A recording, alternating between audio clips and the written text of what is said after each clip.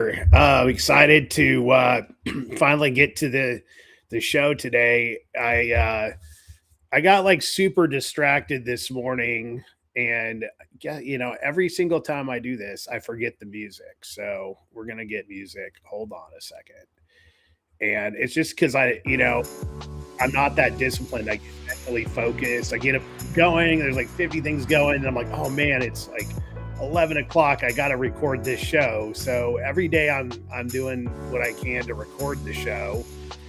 And the one decision that I feel pretty close to making though is to take Fridays off. I honestly, 4 days a week of this kind of content is a lot anyway. Nobody's really paying any attention to it anyway, right? I mean, it's my discipline, and I have learned so much and grown so much through doing each of these shows. And every show, I like learn little nuanced things, just gets like a little bit better, right? And so yeah, this morning, it's one of those mornings where I kind of was like, hey, it's hard to figure out exactly what to focus on. Had a bunch of different pieces going, not feeling really clear about like what I need to do right now. Although in the back of my head, I have had this mindset of, it's just this intuition, this like, I need to circle back to this whole idea of like, where is my home for my digital identity? And that seems interesting and crazy, but when you really unroll this and unpack this, it is a super important decision, and it isn't simply just a matter of like each direction that you take in this small decision can have a huge impact. So that's kind of before I go with that, I'm going to share a little bit about my morning. And so this is just the insane things that I get caught up in, and it just sucks up a ton of my time, but I got to do it, right? So this is a filing. So anyway, all my kids came here, right?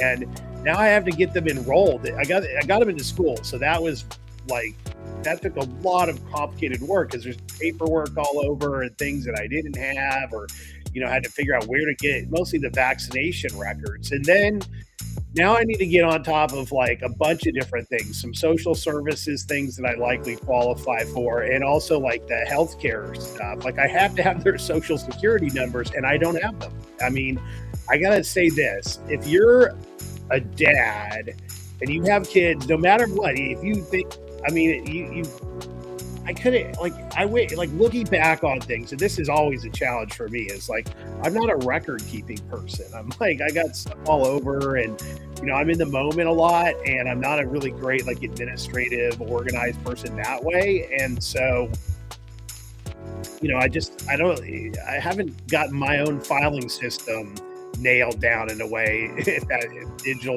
So even though I have tons of stuff and I keep things and I have a lot of stuff in systems, but there's just things that I miss a lot, and I think maybe also my administrative complexity is high, and it's like I have an administrative deficiency, which is crazy for a business guy, because I really get it, like looking at systems and helping other people figure this out, but in some ways my own like personal discipline with like just keeping up with information and passwords, and it's just, I'm like, I don't get caught up in it a lot. And so sometimes I pay a price. So anyway, I don't have the kids' social security numbers because I've never needed them, actually. And because I really wasn't the one who dealt with a lot of these things. And even in the short time the kids were here, we never ended up, we didn't end up needing those. And so,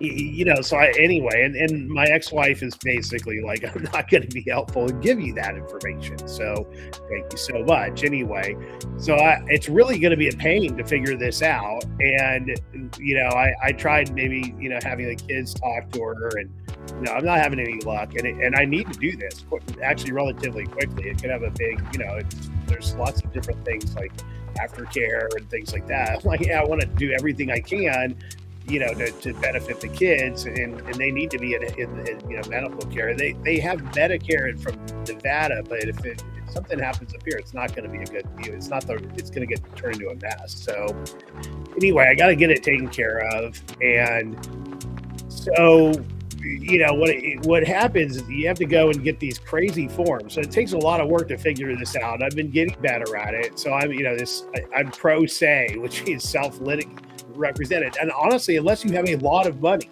right? Like large chunks of money, you can't afford an attorney to do these things. And even if they do it for you, like it doesn't mean anything. Like they're just filling out the paperwork, right? And they don't understand your life the way you understand it yourself. So I think it's just a total the legal system in this way is a disservice in family court. I mean, people can say anything. Our legal system has a lot of, questionable things going on anyway, right? There's a lot of crazy there, and it's not, and it's you see it at the local level or in the small things. These, like the legal system isn't really well designed to make it easy for you to take care of yourself, and especially in cases where, even in a criminal matter, I would imagine how difficult it is.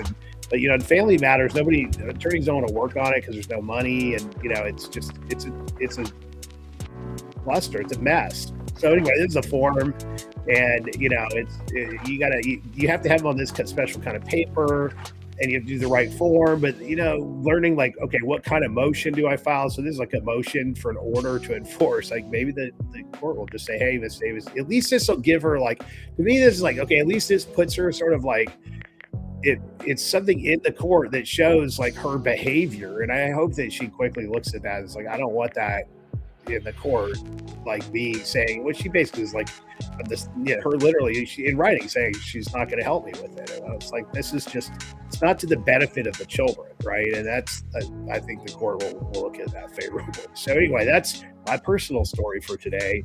But I'm going to move on a little bit to some other kind of actual real work. And just so you know, like I am a Google Workspace affiliate now, and I'm gonna put that, when we get to the last slide, I'll like to update it in real time. I forgot to add it in here, but I have a link, and if you don't have Google Workspace, I strongly recommend it for business work, for business product production. And I was checking out this LinkedIn post here today. Like, okay, Chat GPT, Grok, Perplexity. All right, like this, and I gotta say this. Like, if you have Google Workspace, why? I mean, I can't find anything. I can't find a use case for any other tool other than Gemini. And I don't think that unless you have these like really specific niche use cases, when it comes to like business, just work stuff, if you have Google Workspace, just use Gemini. It's arguably like at the when you say it's the best, there's like nuances when you get into that, right? But does it do all the things, like amazing things that AI is doing for people? Absolutely, right? I mean, there's all these other use cases, like, like if it's getting into like production of like, complicated video things, or just very specific to how you work, then that Gemini, it may not be the right tool. But for like the vast majority of what you would do with AI, if you have Google Workspace, there is I see hardly any reason to use any other tool. And I would imagine the integration and the progress that Google is going to make with Gemini in terms of inside of Docs and all of their products is just going to get deeper and deeper, to the point where it's, like I just see them winning this game for like a huge chunk of users. And sure, like if you have specific use cases for like agentic AI or all these other things, that's going to get like a lot more complex. My sense here is you're going to have, well, everybody talks about it. I'll just go out on a limb and say Chat GPT basically, there's some kind of like play there with Microsoft, or they're just done, or they have to go in I mean, the business users are not going to end up using Chat GPT outside of like the integration with Copilot, the Microsoft products. It's really hard to imagine, user change, or there has to be like a strong, like really compelling reason for people to change their habits, and people that like Microsoft stuff and live in that world, and the companies and the workers there, like Microsoft is going to satisfy that demand. I mean, and they're not. It's how it's just like I can't imagine a different outcome. And the same thing with Google. And there's these other plays that are happening. And this I read some stuff about it. Amazon going after the kind of RAM, space as a way to basically get people like running, stuff on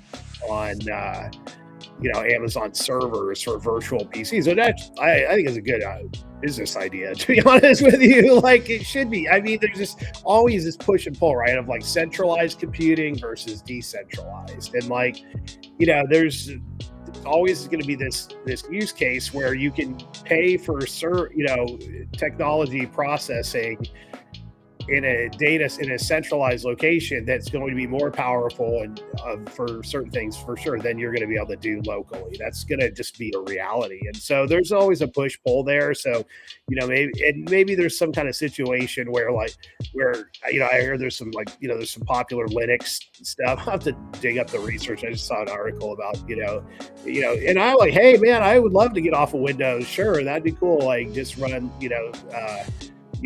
Linux kind of PC or whatever, but it hasn't really become a thing. So, the world is still gonna sit in these like mega, great tech power arrangements unless something huge and fundamentally shifts things. And I don't think that like chat based, AI or like generative AI is really going to be that earth shattering at that level, meaning it's going to settle into some of the kind of typical patterns, and the people with all the money and the resources behind this are probably going to they're going to win, and the people who there's going to be all this sort of corporate decision making going on around positioning. And so the reason I brought that up is that as a Google workspace user, I started thinking about I like every month, even if I don't even, I don't have a personal email. I've just had a business email, and I have a bunch of different domains, and I love having, the big amounts of storage. So I have, a Workspace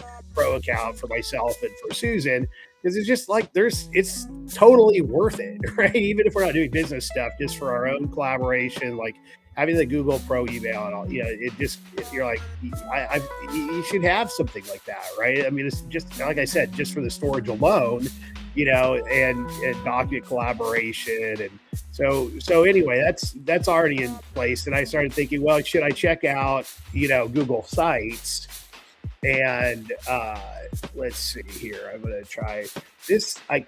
This is something I just learned. So I think I can't actually share two different screens. It sort of makes sense at the same time. So I want to go to Google Sites here and just replace this.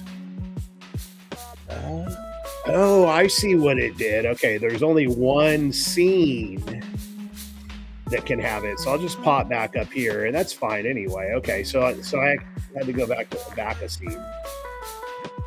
So yeah, this Google Sites, and I'm just kind of like, hey, I wonder if this could work for me. So I've used it a little bit. I've built some things in the past, like probably in other workspaces. I think I've done more work, if I recall, because I've had enough experience with this that I have a decent. I think I tried it actually and got a ways into it with I don't know, with Big M. I thought I did one, and anyway, I've done a fair amount of stuff with enough stuff in the past that I can say I've kind of explored this. And I think I was trying to do this Big M marketing portal, and and embedding app sheet here. So it was just another time when I played around with it when I was trying to build some stuff, and it didn't I didn't use it, but I'm just thinking like, okay, well, like what are my options when it comes to hosting a website? For kind of professional services type stuff. I don't want to get it. I really don't want to spend a lot of time working on it. It only really is like a storefront, and I would say at least initially, and do I like, but I need a home, right? I need at least a place to direct people, and I think that's clear. And there's, I thought, well, can I use Substack? But that's not that, I have my domain pointed there, at least, for right now. But it was an idea I had. So, as I'm exploring things so anyway, I built a ton of sites in Duda. So I have a fair amount of experience building sites. I have, sites that are probably still, I know I have a couple of sites that are still like live that, one of them's been up for like 10 years now for a company that, is pretty good. It worked for them. And they've continued to make some changes. But I guess I'm just saying I have enough experience with website development that I'm like a novice, hack, right? Like I can get it.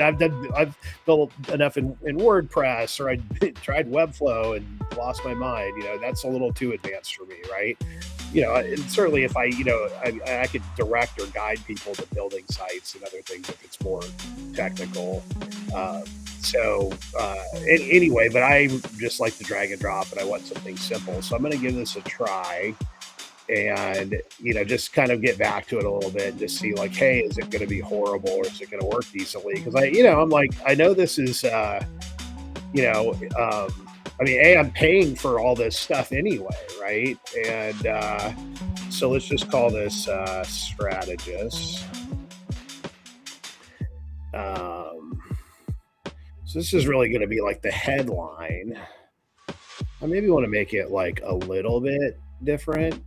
I don't know. Header type. Here we go. Banner.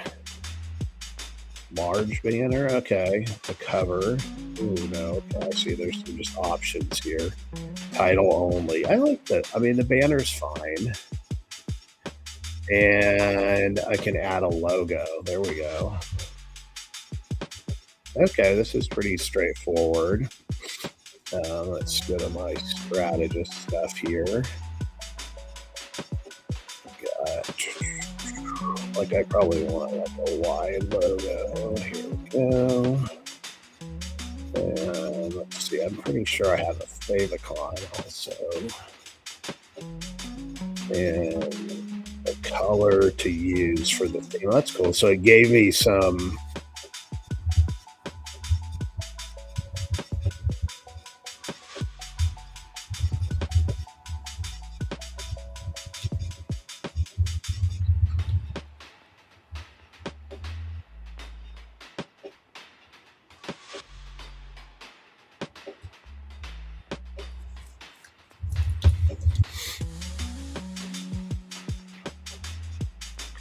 I guess navigation. Do I want it at the top? Yeah. I see. Okay, well, it's decent. I don't really want that.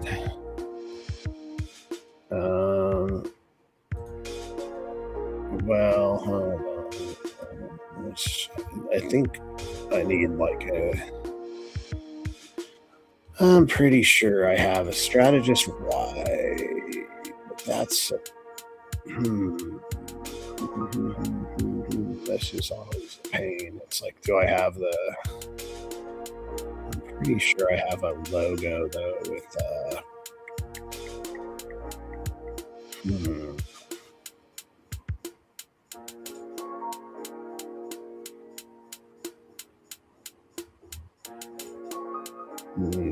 Okay, well, I'm not going to get into like producing logos. I'm just laying this out. That's fine. Color for the theme. Okay, that's kind of cool. Do the orange. I kind of like the green better. The problem is I'm going to have to do this.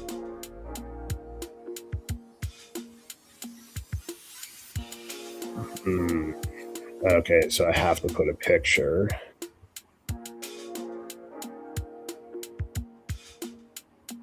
I'm not going to get too far into this because this is all right. Do I have like a good image for this sitting around? That's the other question. This is cool. Let's see.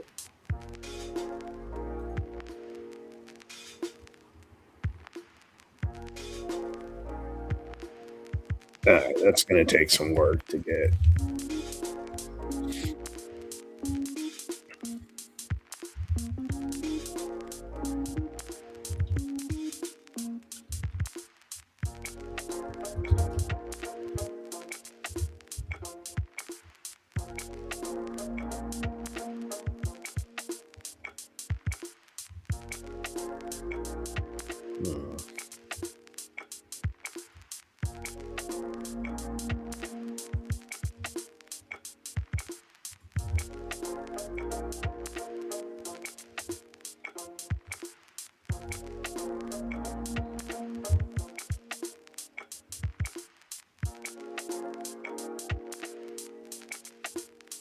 Oh, there's a theme here. Okay.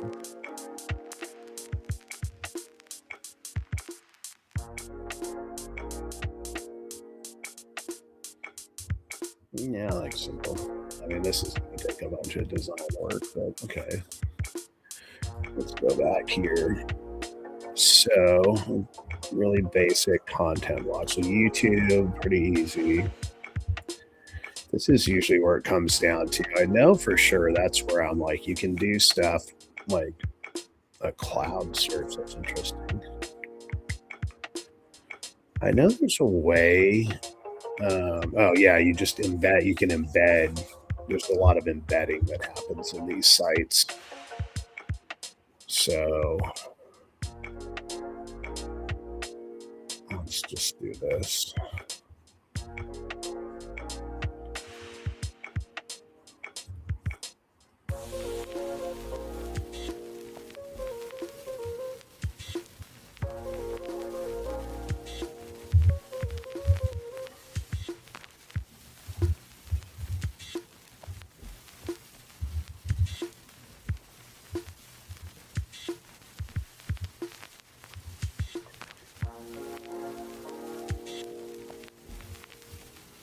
It's pretty straightforward. The title, the heading.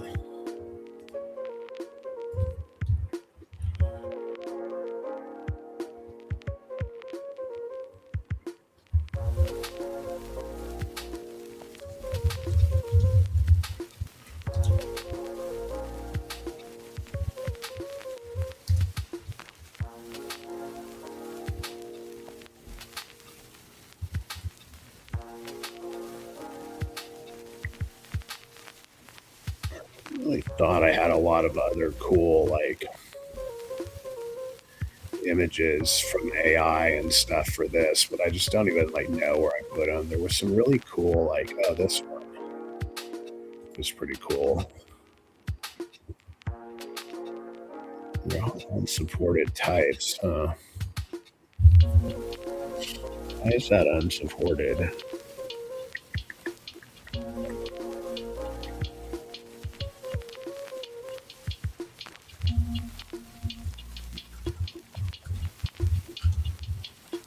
I think it's not know what it is.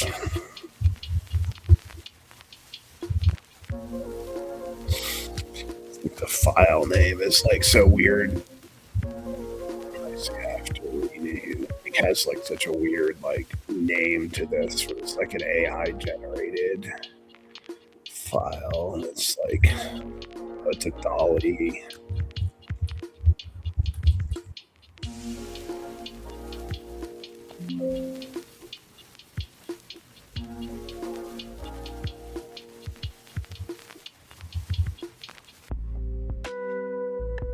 No, unsupported image type.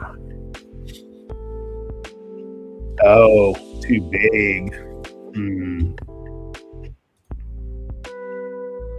I'll tell you what would be really cool right here would just be like an AI image. Here, I know what I'll do.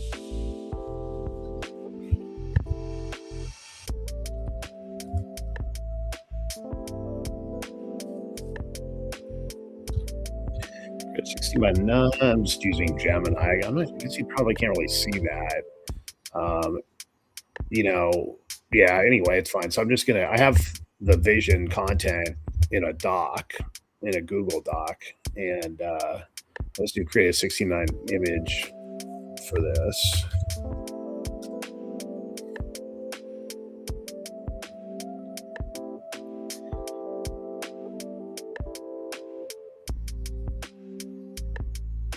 Yeah, this is going to be the way to go for content creation. And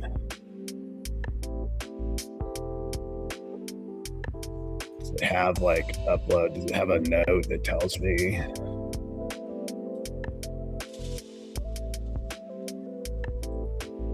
Does it have like an ideal image size?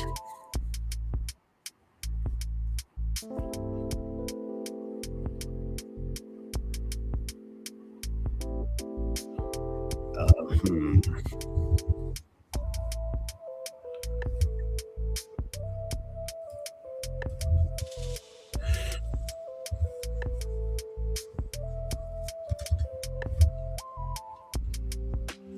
I kind of messed this up.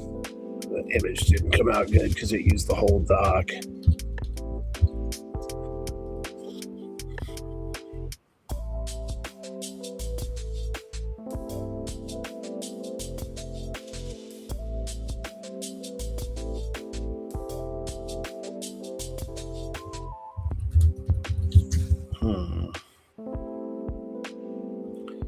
Doesn't like it.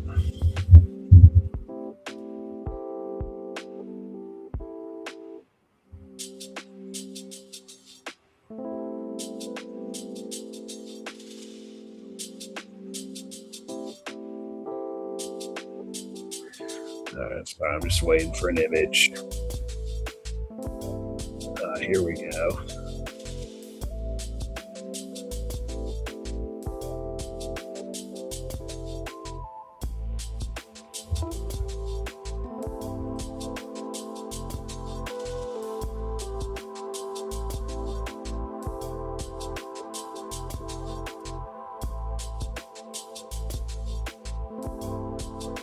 That's funny. Okay, but it's actually like not bad.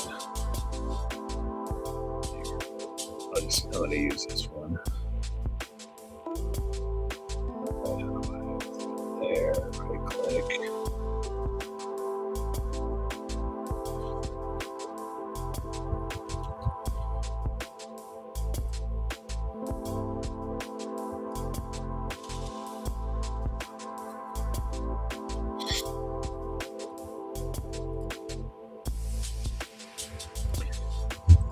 Yeah, it looks decent. Let's see.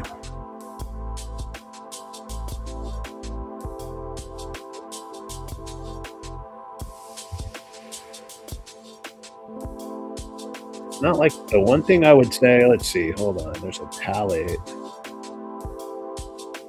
There's not a lot of like, and I don't know if this is like good or not. There's like literally like very little that can be done to modify.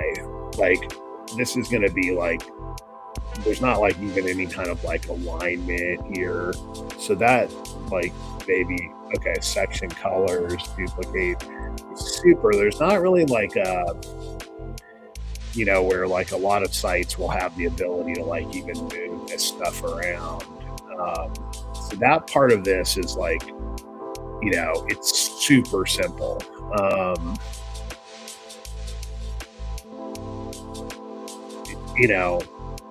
I think the question for me is, so that's a piece of it. The ability to embed is fine. I mean, I'm not going to get any kind of like, there's YouTube. I don't really know what cloud search is. You can put docs, slides, and sheets into it, which is interesting. I think like philosophically, and I don't, like if I want to actually publish any kind of articles, it's going to be complicated. I don't think this is like really, really. So I would say this is like uber simple. Um, but then there's this question of like, I'm guessing it's going to work super great on mobile. I mean, I'm going to publish this actually. Yeah. Oh, I see. That's fine. Oh, it's going to be under Govind Davis sites. Okay, that's fine. And I'm going to view it. I mean, not the most exciting. Let's see here. This is going to be complicated, but I guess it's going to be like full screen. I guess you can't really see that. I can add pages, themes. Let's see. I can't really. Can I edit the theme? It's like super basic. Search settings. No, there's no way to really like change any kind of like pages, page properties, advanced custom path. There's like super very little to do. It's probably why. But that being said, like, there's a lot to be said for like just operating this stuff in this environment and just seeing what I can get done. Like, do I really care, or like should I just like is it gonna blow things up? And then I'm gonna do this real quick and share this with me on my phone here.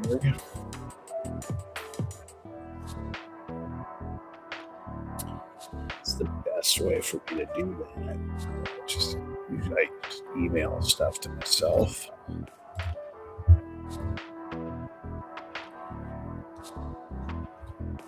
So I can check out how it looks on a mobile device.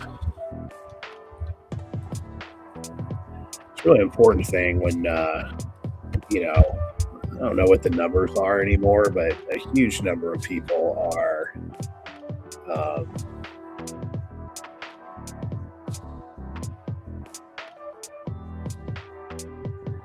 let's see.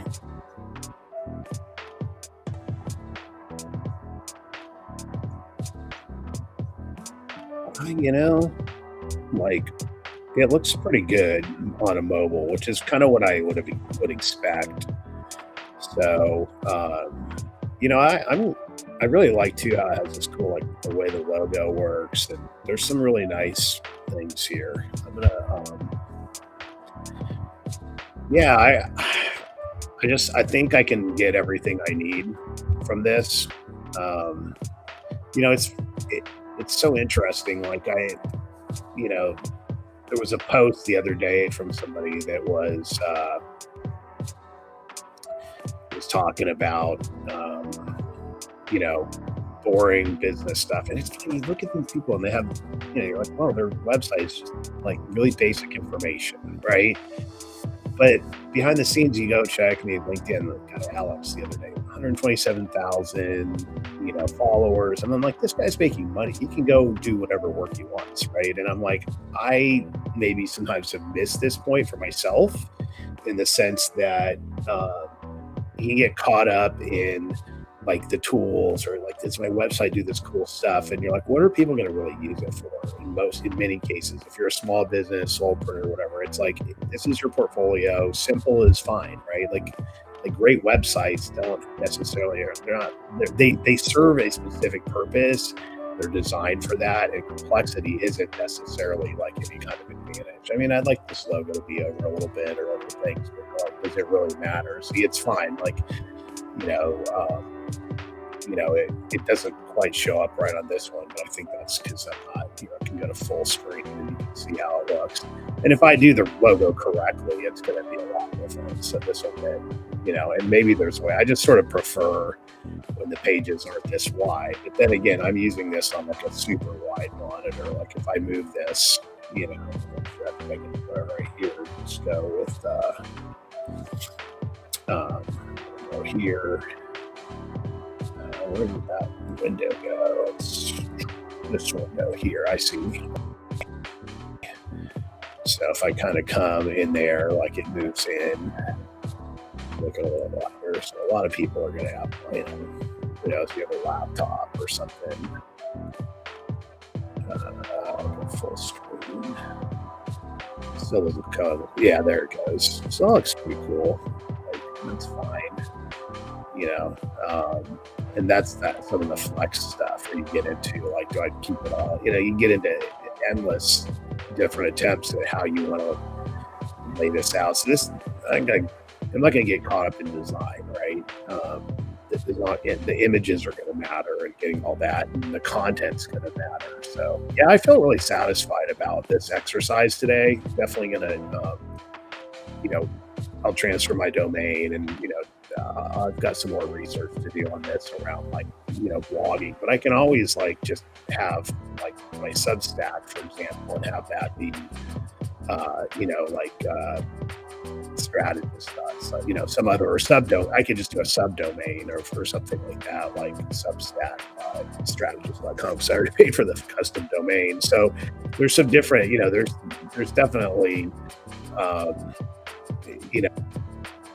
there's still more to work out here in terms of my content home. For example, do I publish everything in my own blog and then, redistribute that on LinkedIn? There's a lot of reasons to do that, because you're like, hey, if you're content for search and SEO, there's a lot of reasons to build your own site. And so I do think that's probably the highest level, approach or design approach to this. And where I need to move towards, and then distribute content from the site, hey, here's a newsletter on LinkedIn, but it might not have all of my content, for example. So anyway, this is an awesome, good exercise, and I'm going to go to my last page here. If you want to, you can DM me on LinkedIn, and hold on a second. I'm going to get my Google, where is it here? Google Workspace link. Your unique referral code. Here it is. Copy link address. Let's try this.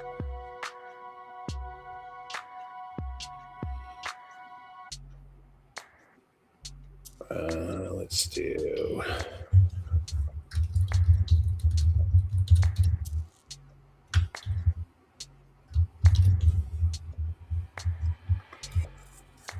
I don't know if this is actually going to be linkable anyway. That's not going to help with anything. But that's my code.